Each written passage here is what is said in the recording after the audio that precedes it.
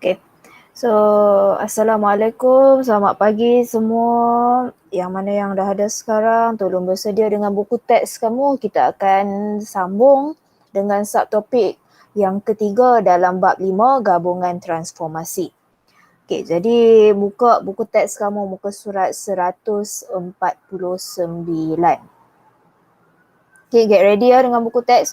Walaupun hari ni tak banyak sangat pakai buku teks, tapi cikgu nak terangkan sikit dulu pakai buku teks. Kemudian cikgu akan buat ulang kaji balik dengan kamu. Sebabnya bahagian dalam 5.3 ni ada yang kamu dah belajar waktu tingkatan 2, tingkatan 3 dan ada yang kamu belajar waktu tingkatan 5. Okey, tingkatan 5 tak apa, ada video. Kalau kamu tak masuk kelas sebelum ni pun, cikgu boleh kongsi video dengan kamu. Kamu boleh tengok balik. Belajar sendiri. Tapi untuk tingkatan 2 dengan 3 punya, kita kena buat ulang kaji sebabnya cikgu tak pasti sama ada kamu masih ingat lagi ke tak. Kalau tanya hak yang belajar awal tahun hari tu pun tak tentu ingat, betah lagi hak waktu tingkatan 2 dan 5 kan. Sebab tu kita 2 dan 3, sebab tu kita akan buat ulang kaji dulu hari ni. Okay, jadi pastikan ada buku teks. So kita boleh mulakan 149. Subtopik untuk hari ini ialah 5.3 gabungan transformasi. Jadi dalam 5.3 yang pertama standard pembelajaran kita akan tentukan image dan objek bagi satu gabungan transformasi. Okay. Menentukan image dan objek bagi satu gabungan transformasi. Jadi kalau kamu perhatikan dekat sini ada keyword gabungan dengan transformasi. So gabungan selalunya melibatkan lebih daripada satu. Okey, kalau kamu ada huruf A dan huruf B, kamu gabungkan huruf A dengan B ni, kamu akan dapat AB. Kalau kamu ada A, B, C, kamu gabungkan, kamu dapat ABC. Kalau kamu ada A saja, boleh ke gabung dengan mana-mana? Tak boleh. Gabungan ni selalu melibatkan melibatkan lebih daripada dua perkara. Jadi perkara apa sekarang yang kamu nak gabungkan? Transformasi. Okey, transformasi ni sebenarnya ialah dia pergerakan ataupun ada jenis-jenis pergerakan pergerakan lah dalam bahasa simple kita boleh panggil. So sebenarnya kamu dah belajar 4 jenis transformasi. Kamu mesti heran kenapa 4 sedangkan yang belajar waktu tingkatan 5 pembesaran sahaja. Kamu dah belajar waktu tingkatan 2 translasi dengan pantulan. Okay, waktu tingkatan 3 kamu belajar pula tentang putaran dan naik tingkatan 5 kamu belajar tentang pembesaran. Jadi dalam transformasi ni antara dua benda yang penting kamu mesti kenal apa tu objek, apa tu image. Sebab tu dalam standard pembelajaran hari ni kita nak tentukan image dan objek. Konsep asal je senang. Objek ni yang asal. Kemudian image ni yang kamu dapat selepas buat transformasi. Tak kisahlah apa jenis transformasi pun yang kamu buat, lepas kamu buat je transformasi yang diminta tu, gambar yang kamu dapat tu, itulah yang kita panggil sebagai image. Objek asal yang diberi. Transformasi yang dapat selepas, image ialah yang dapat selepas transformasi. Jadi satu lagi keyword yang kamu perlu tahu dalam bab transformasi ini, okay, kalau kamu ada objek asal, selalunya dia akan wakilkan dengan huruf sahaja. P, B, R. Kalau yang huruf sahaja, ini kita panggil sebagai objek. Tapi kalau kata huruf kamu, tiba-tiba ada koma dekat atas. P prime, B prime, ataupun R prime. Okay. Ini kita panggil sebagai image. Jadi kamu kena kenal lah beza antara objek dengan image. Kalau diberi dalam gambar raja, yang tak ada bertanda koma di atas itu dipanggil sebagai objek. Yang ada tanda koma di atas tu kita sebut sebagai prime, itu dikenali sebagai image. Kenapa perlu kenal? Sebabnya kadang-kadang dalam soalan dia tak nyatakan sama ada itu objek atau image. Kamu yang kena kenal pasti sendiri. Jadi bila kenal pasti sendiri, rujuk kepada koma ni. Okey, tanda koma ni merujuk kepada image. Jadi yang pertama, Cikgu akan terangkan secara ringkas dulu apa maksud translasi. Dalam buku teks kamu dia bagi translasi untuk bentuk segitiga ni. Tapi cikgu tak nak bincang lagi yang ni. Kita akan pergi kepada basic dulu. So basic untuk transformasi ni selalunya kamu akan start dengan pergerakan titik dulu. Okay, jadi cikgu akan terangkan translasi ni melibatkan titik dulu, lepas tu baru kita akan tengok melibatkan bentuk. Okay, secara ringkas, apa tu translasi sebenarnya? Translasi ni merujuk kepada pergerakan ikut paksi. So, kamu belajar tentang Satah Cartesian, ini kita panggil sebagai Satah Cartesian ataupun Cartesian chart.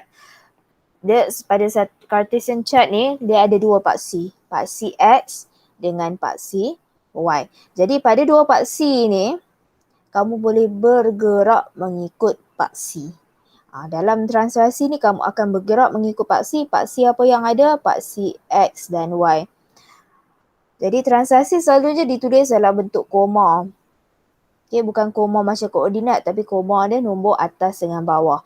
Nombor yang atas ni merujuk kepada nilai X. Kemudian nombor yang bawah ni merujuk kepada nilai Y. Satu yang kamu kena faham, bila pergerakan pada paksi ni, kamu kena hati-hati.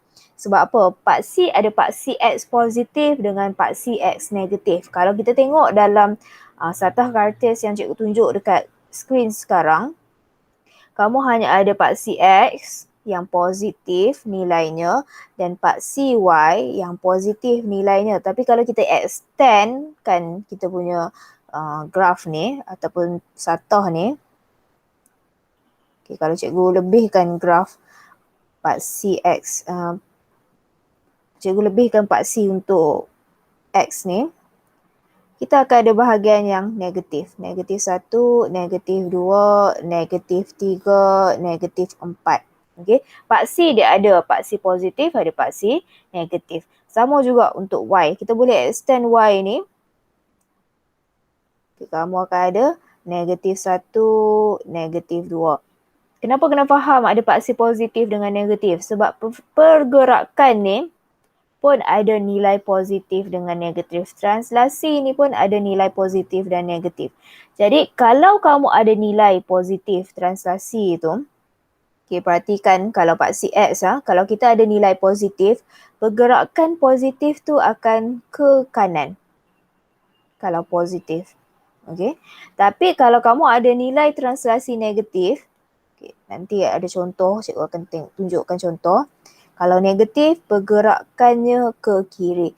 Jadi untuk paksi X ni, kamu akan bergerak sama ada ke kanan ataupun ke kiri. Bila masa gerak ke kanan, kalau nilai positif. Bila masa gerak ke kiri, kalau nilai negatif.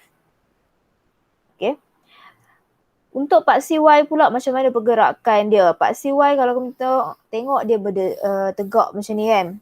So bila tegak, pergerakan dia sama ada naik ke atas ataupun turun ke bawah sahaja.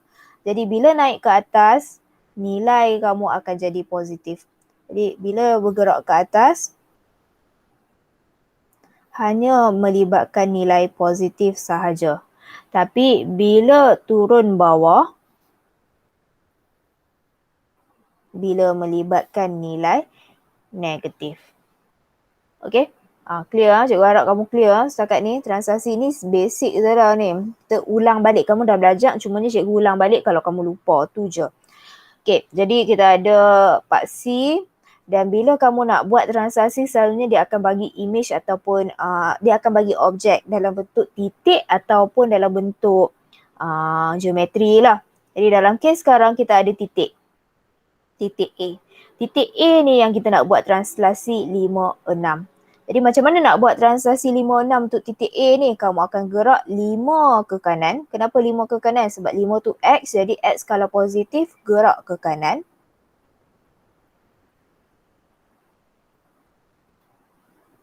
Okay, 5 kali. And then 6 ke atas.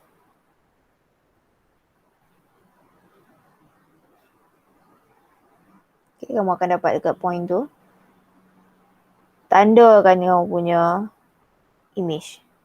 Jadi bila tanda image, kita akan guna A prime. Jadi ini sebenarnya proses translasi itu. Daripada A, koordinat untuk A kita ada 2, 1. Kamu buat proses translasi T, kamu akan dapat A prime, koordinat dia yang baru ialah 7, 7.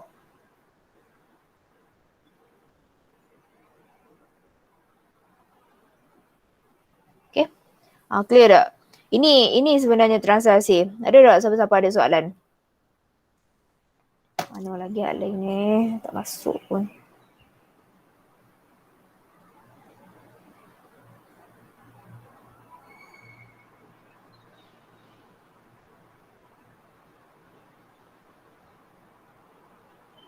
Okay. Jadi kita dah siap bincang soalan 1. Kita akan sambung dengan soalan 2.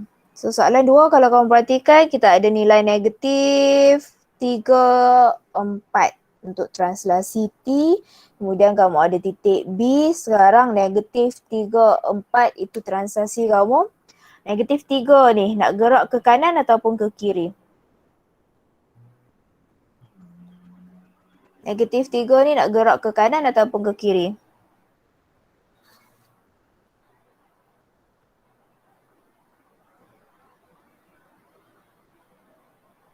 Ada tak siapa-siapa? Ke my parking ke ni?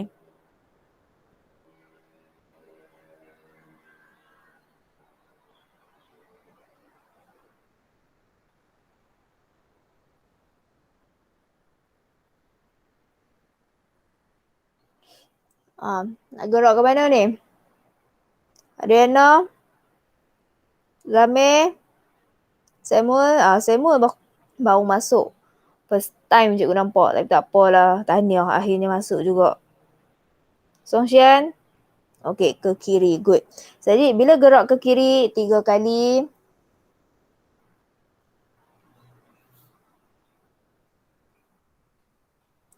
Okay, kemudian naik atas 4 kali. Okay, bila kamu dah buat transaksi, satu benda lah cikgu nak ingatkan kamu. Kamu perlu tulis elok-elok transaksi kamu. Macam mana nak tulis? Okay, kamu akan tulis dulu titik asal objek kamu B. Apa koordinat untuk B? Cuba bacakan koordinat untuk B untuk cikgu. Lepas tu jawab dekat chat. Apa koordinat B?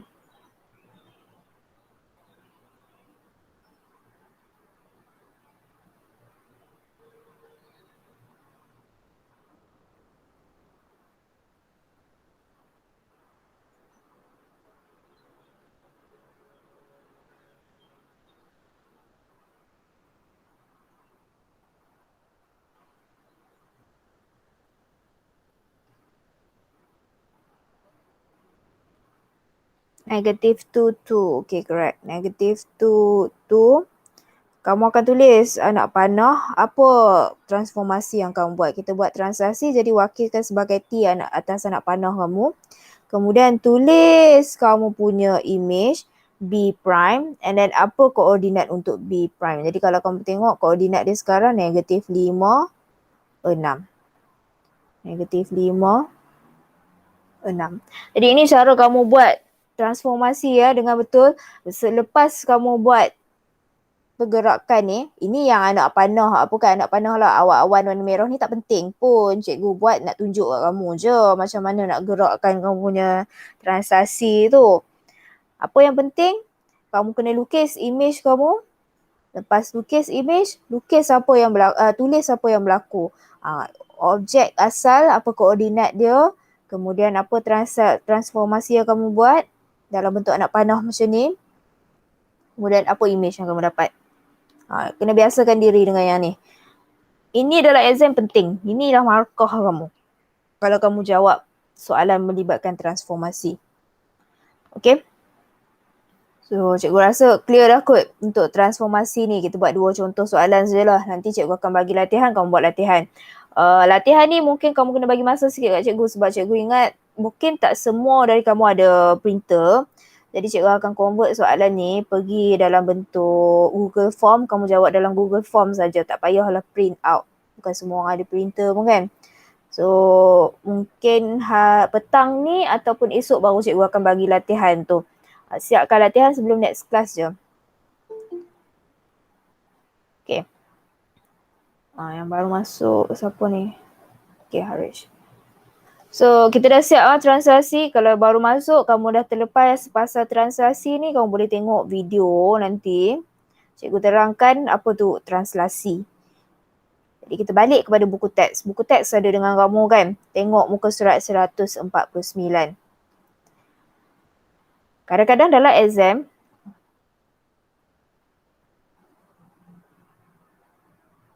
sorry ya.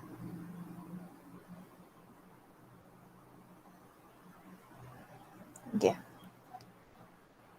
149. Balik kepada translasi dalam buku teks. Kadang-kadang dalam exam, dia tak akan bagi dalam bentuk titik sahaja. Dia boleh jadi dia bagi dalam bentuk geometri macam ni.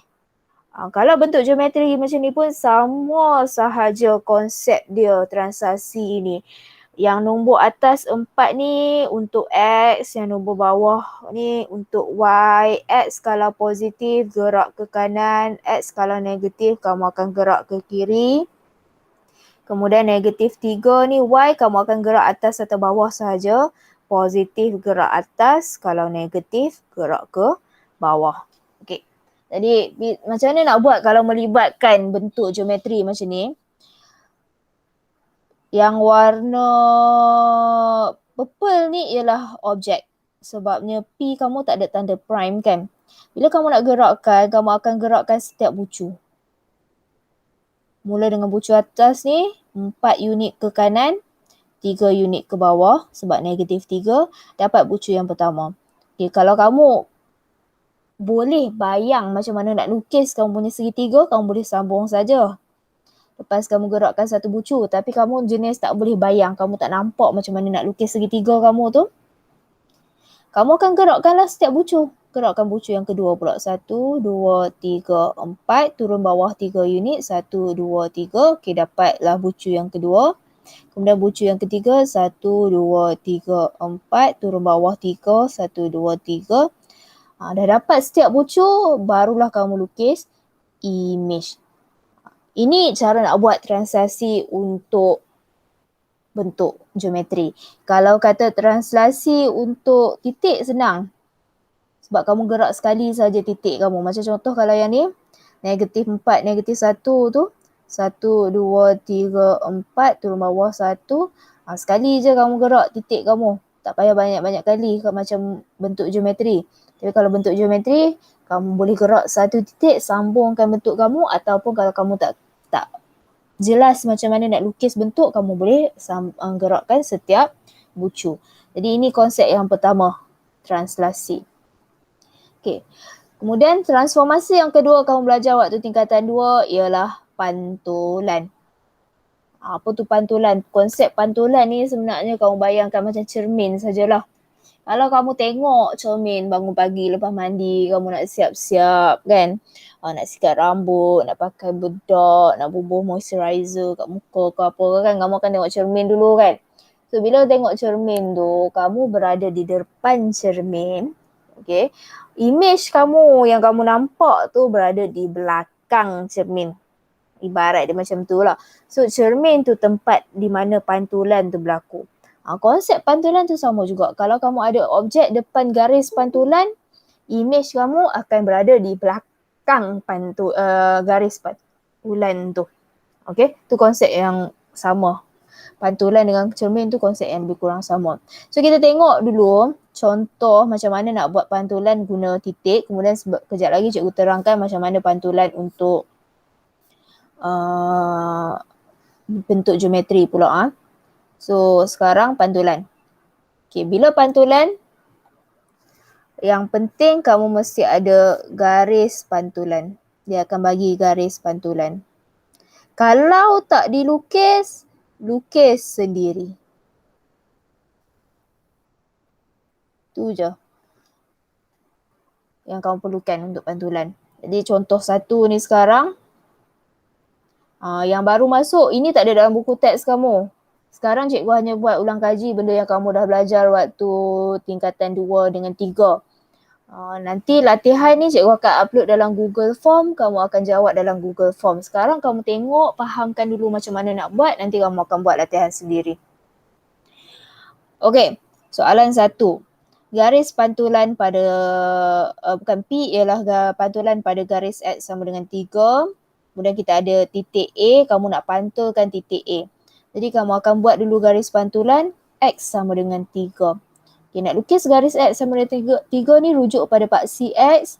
Tengok nilai 3 pada paksi X, situlah tempat garis kamu. Jadi lukis garis pantulan dulu.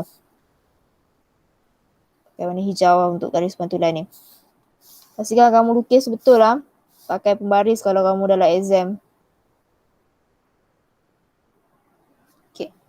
Jadi bila pantul, macam cikgu kata tadi, konsep dia kamu tengok cermin, kamu duduk depan cermin, image kamu belakang cermin. Ini ibarat cermin lah. Ini macam muka kamu lah. Kalau kamu duduk depan cermin, image kamu akan duduk belakang cermin. Ini belakang cerminnya. Mana tempat image tu akan duduk? Bergantung kepada jarak dari objek tu, dari garis pantulan. So jarak dia sekarang 2. Image pun jarak dia akan 2 kotak. Jadi ini image kamu. A prime. Sama juga macam tadi ya, untuk translasi ke pantulan ke apa-apa jenis transformasi, jangan tinggal macam ni saja jawapan kamu. Selepas kamu buat transformasi yang diminta, kamu kena tuliskan koordinat untuk objek dan image. Jadi macam mana nak tulis? Kamu akan tulis lah A, apa koordinat untuk A? 1, 3. Anak panah ni merujuk kepada transformasi yang kamu buat. Sekarang transformasi ni diwakilkan dengan huruf P.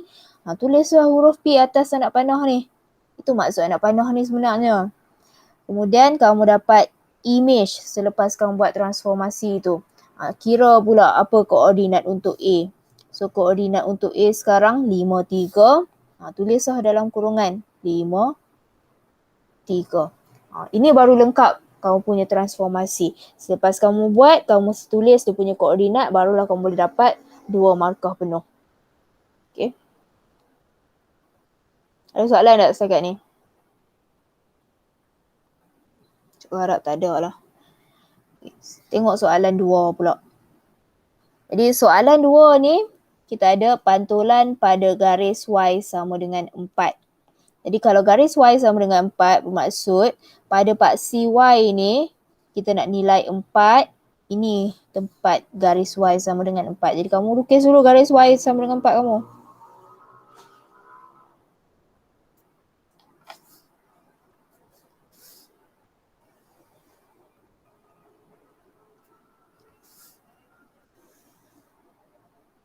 Okay. Jadi sekarang nak pantul. Pantulkan B ni, kalau duduk bawah dia akan naik atas. Jadi kira jarak dia 1, 2, 3. Kamu punya image pun jarak dia mesti 3 kotak daripada garis pantulan. Inilah B prime kamu. Okay, jadi sekarang tolong cikgu. Apa koordinat untuk B yang asal? Kita nak tulis dia punya transformasi yang berlaku. Apa koordinat untuk B? Jawab dekat chat, siapa-siapa pun boleh. Pandai dah nak baca koordinat. Sepatutnya kena pandai dah nak baca koordinat. Okay, negatif 6, 1. Thank you Samuel. Negatif 6, 1. Okay, tulis kamu punya transformasi P and then B prime. Okay. Bagi cikgu koordinat untuk B prime.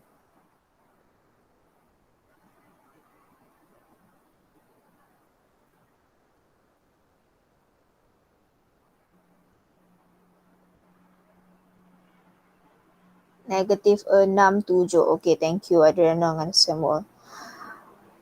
Okay. Satu cikgu nak ingatkan dalam exam, kalau kamu tulis macam ni, kamu dapat layak markah penuh. Kadang 2 markah boleh dapat sini.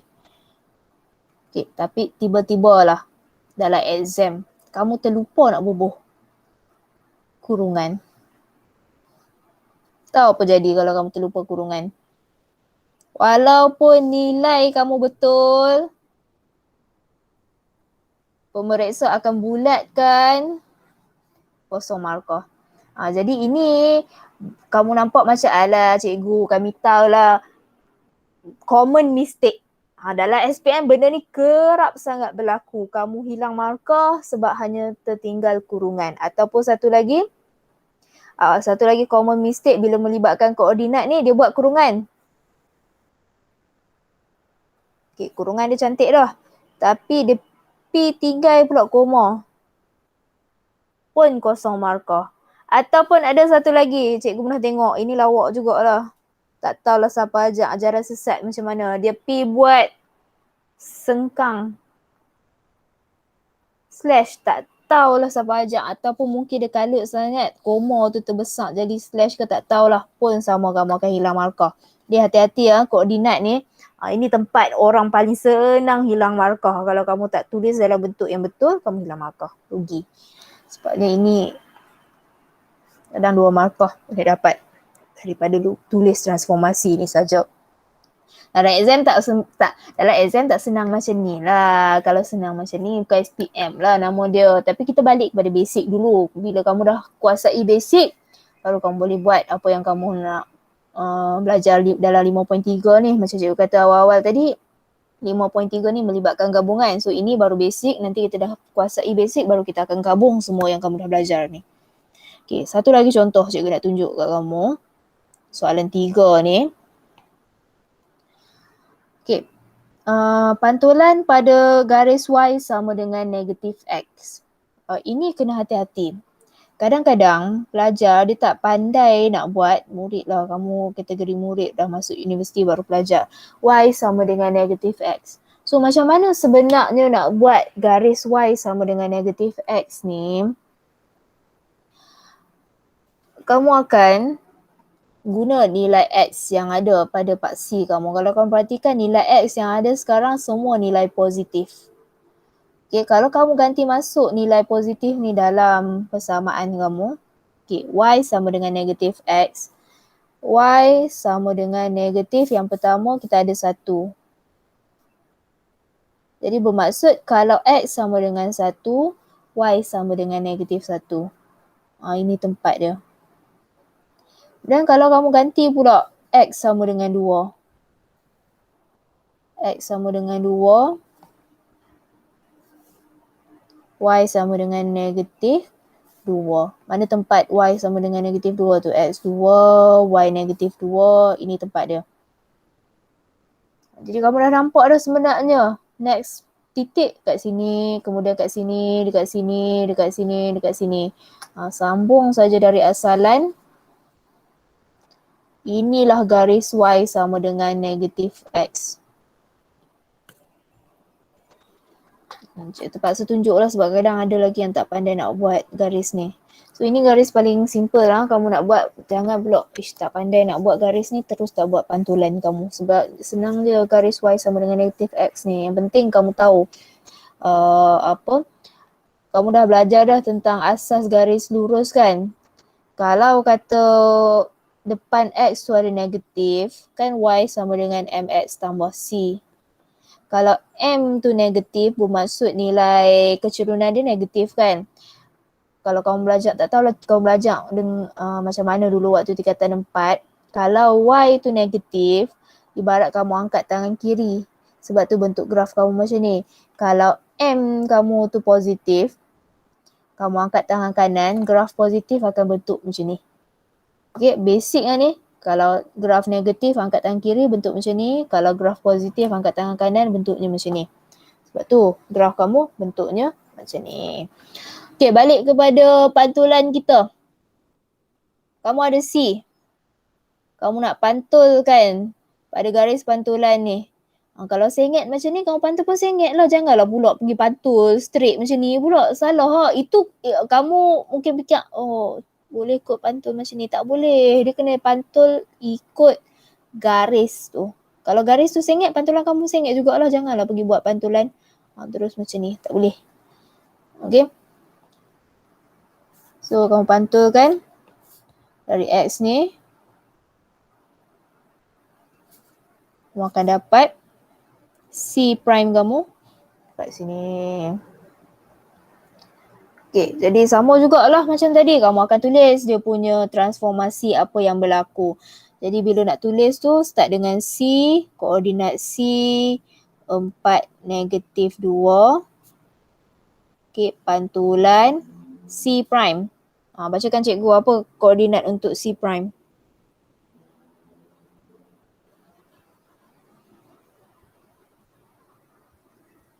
Negatif 2. 2 negatif 4, correct. Okay. So kita dah siap bincang secara asas macam mana nak buat pantulan. Okay, kalau kamu tak clear lagi, tak apa, nanti cikgu akan bagi latihan, kamu try buat latihan. Kalau ada masalah, tanya cikgu. So 1, 2, 3 kita dah settle, balik kepada buku teks kamu. So dalam buku teks, dia bagi contoh melibatkan bentuk. Okay, kamu ada pantulan pada garis X sama dengan 5. Bentuk geometri yang kamu ada sama juga macam tadi. Objek kamu depan cermin, pantul ke belakang cermin. Tapi sekarang kena hati-hati ya bila kamu buat objek kamu. Kadang-kadang ada pelajar dia suka buat macam ni. Dia pantul bentuk yang sama macam ni. Tak boleh. Kalau pantulan dia sebenarnya bentuk kena terbalik. Kalau kamu tengok macam kamu lipat kertas kamu bayangkan kamu lipat kertas untuk objek ni. Bila kamu lipat kertas, okay, kamu lipat pada garis ni, bawa objek kamu ke bahagian kanan, kamu akan dapat bentuk yang terbalik. Pastikan bila kamu buat pantulan, melibatkan objek, mesti bentuk dia terbalik. Jangan buat bentuk yang sama macam ni. Ini pun satu lagi common mistake dalam SPM. Elakkan buat macam tu. Jadi macam mana nak pantul ni sebenarnya kalau nak elakkan salah, kamu guna setiap bucu. Okay, pantulkan setiap bucu. Jadi bucu yang pertama ni 2, kamu pantul lah 2 kotak. Kemudian kalau bucu atas ni 3, pantul saja 3 kotak. Dapat yang ni. And then yang ni pun sama 3 kotak, 1, 2, 3. Pantul balik, 1, 2, 3, kamu dapat yang ni. Jadi nak elakkan kesilapan, pantul setiap bucu. Tapi kalau kamu dah mahir nanti, kamu hanya pantul satu sahaja. Kemudian dari satu tu, kamu boleh bentukkan image. Okay, size dia mesti sama, apa semua sama lah. Cuma bentuk sahaja terbalik. Ya, cikgu harap kamu clear tentang pantulan ni. So kita dah settle dah transaksi, pantulan. Satu lagi yang kita nak buat hari ni, putaran.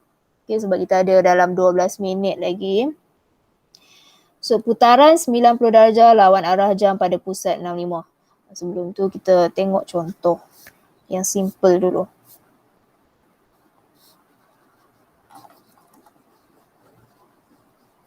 Okay, satu yang cikgu nak terangkan dengan kamu sebelum kita buat putaran. Okay, konsep putaran tu sendiri. Kalau kamu nak buat putaran, yang pertama kamu mesti ada darjah. Darjah ni sudut dia lah. Berapa sudut putaran kamu? Sudut putaran selalunya dia akan bagi sama ada 90 darjah, 180 darjah, ataupun kadang-kadang saja dia nak test kamu 360 darjah. Kenapa nak test kamu tu? Kejap lagi cikgu terang lah. Soalan 2, selepas sudut, kamu mesti tahu arah. Jadi arah untuk putaran ni sama ada ikut arah jam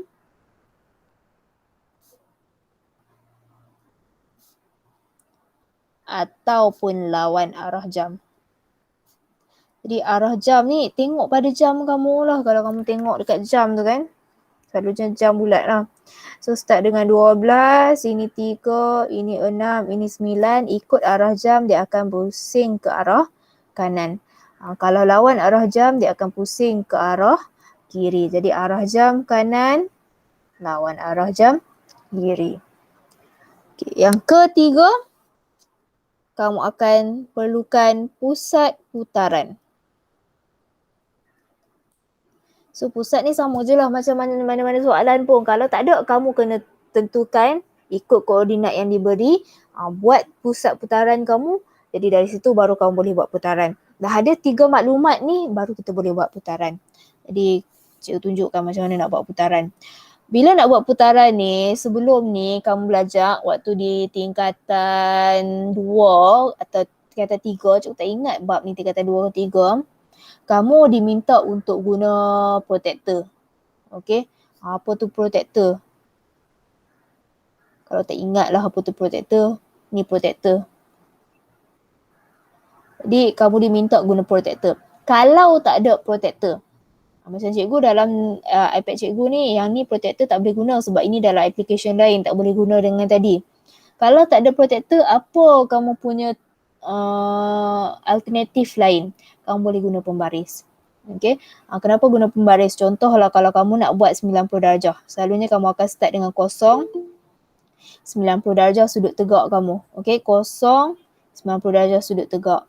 Kalau 180 dari kosong pergi ke 180 ialah satu garis lurus. Kamu kena faham dulu tentang sudut. Ini basic kosong bagi 90 darjah sudut tegak. Okay, bentuk sudut tegak macam ni. Kalau kata kosong hingga 180, putaran dia ialah satu garis lurus. Okay, aplikasi. Macam mana kamu nak buat alternatif kalau tak ada protector?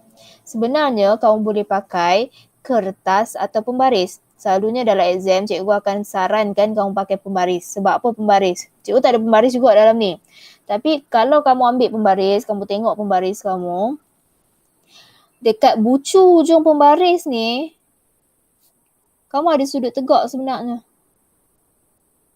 Pembaris kamu semua ada sudut tegak dekat bucu ni. Jadi kamu boleh guna bucu 90 darjah ni sebagai panduan untuk kamu buat putaran kamu sudut 90 darjah. Kalau tak ada pembaris tapi kamu ada set geometri, kamu tahu sesiku L tu yang bentuk macam ni. Ini pun boleh guna. Kalau tak ada benda ni, tak ada juga pembaris, gunalah protector. Tapi kalau tak ada tiga-tiga benda ni, tak payah guna apa, tengok je lah. Kalau tak ada tiga-tiga ni, sebenarnya kamu boleh guna kertas. Kenapa cikgu kata boleh guna kertas? Sama juga macam pembaris, kertas kamu, dia berbentuk segi 4 tepat. Jadi bucu kertas kamu ni, pun 90 darjah sudut dia. Okay, jadi banyak alternatif kalau tak ada alat-alatan tu, last kali option kamu paling last, gunalah kertas. Jadi macam mana nak buat? Sekarang cikgu akan tunjukkan. Okay, macam cikgu kata tadi, kamu mesti ada sudut, arah putaran dan pusat. Jadi bila nak buat putaran ni, yang pertama kamu akan label dulu dekat mana kedudukan pusat. Dua. Jadi buatlah pusat kamu. Label sebagai P selalunya. Sebab kita nak bezakan antara objek dengan pusat. So pusat tu kita label sebagai P, objek tu ikutlah label asal dia. Kalau ada A, biar je. Tak payah sibuk-sibuk nak tukar huruf lain. Okay. Kemudian yang kedua, kamu akan tentukan arah. Buat anak panah. Ikut arah jam. So daripada objek kamu ni, kamu nak pusing ikut arah mana? Ke kanan ke kiri ke, bergantung kepada soalan. So ikut arah jam, kita akan pusing ke arah kanan. Buat anak panah ni. Kenapa buat anak panah ni? Supaya kamu tahu dekat mana nak letak pembaris kamu nanti. Jadi ambil pembaris ni, kamu akan letak pada bahagian anak panah kamu buat. Kalau anak panah kamu buat bahagian kanan, kananlah kamu letak. Kalau anak panah kamu buat letak bahagian kiri, kirilah kamu letak pembaris kamu. Jadi ambil pembaris atau kertas kamu, pastikan bucu duduk dekat pusat putaran dan sisi pembaris tu mesti kena pada kamu punya objek. So nampak tak? Bucu duduk dekat P, objek akan kena pada sisi pembaris. Jadi kamu pun lukislah sudut 90 darjah kamu.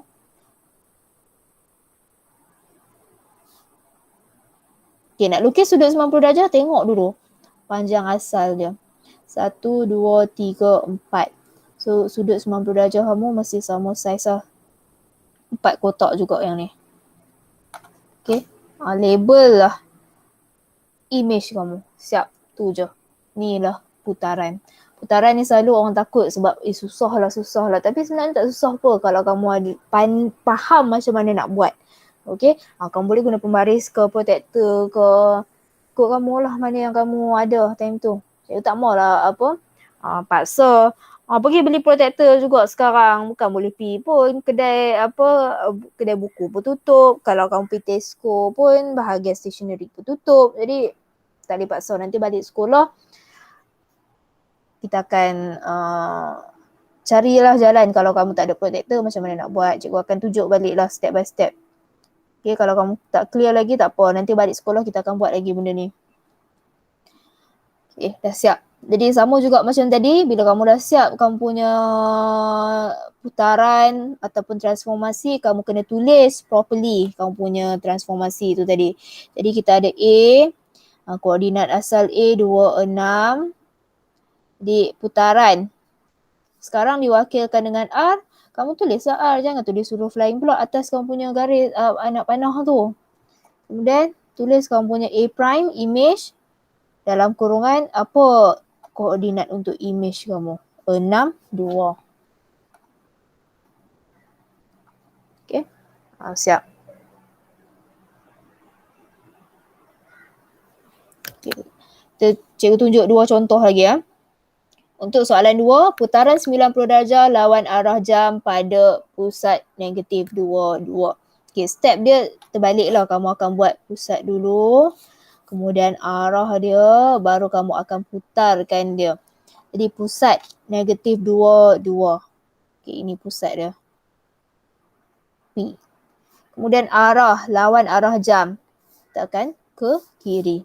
Buat anak panah kamu ke kiri. Supaya kamu tahu kat mana pembaris kamu nak duduk nanti. Okay, jadi sekarang bolehlah ambil pembaris. Terus letak pembaris bahagian kiri. Bucu pembaris kiri tu kena samakan pada titik P dan pastikan B tu kena pada sisi pembaris. Buat sudut 90 darjah kamu. 1, 2, 3. 1, 2, 3. Okay, dapat point B prime.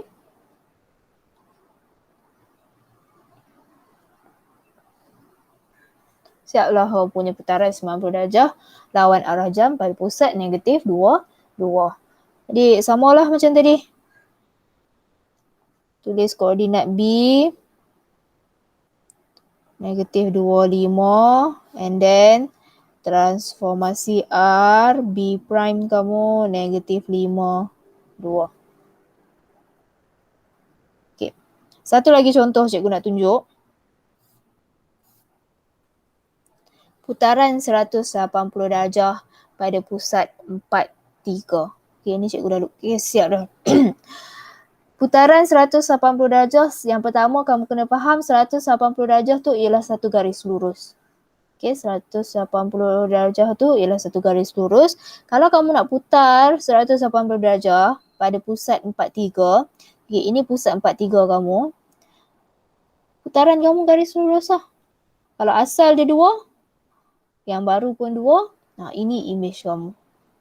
Tapi kalau contohlah sengit garis kamu. Sekejap, cikgu bagi satu contoh yang sengit. Okey, macam ni. Kita ada 6 minit tak sempat dah.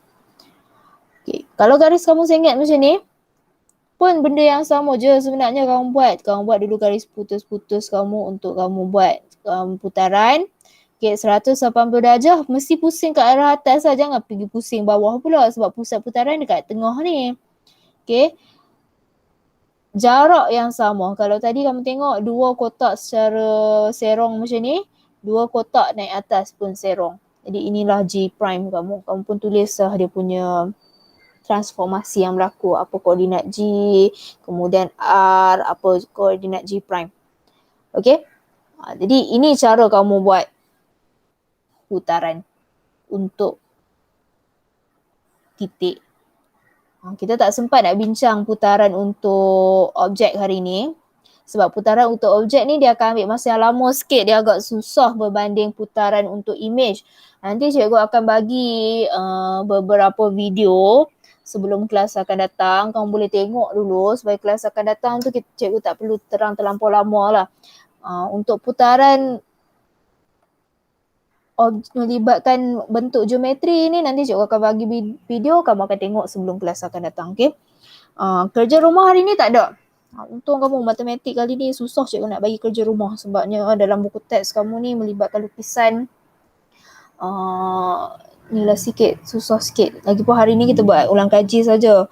Kerja rumah tak ada untuk hari ni. Cumanya sebelum kelas akan datang, bila pula kelas kamu? Sekejap cikgu check jadual.